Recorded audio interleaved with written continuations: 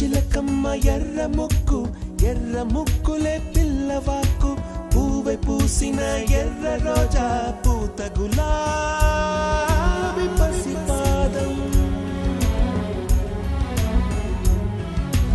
ఎర్రాని రూపం ఉడికే కోపం ఎర్రాని రూపం ఉడికే కోపం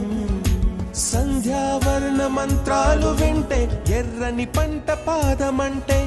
కాంచనాల జిలుగు పచ్చ కొండ బంతి గోరం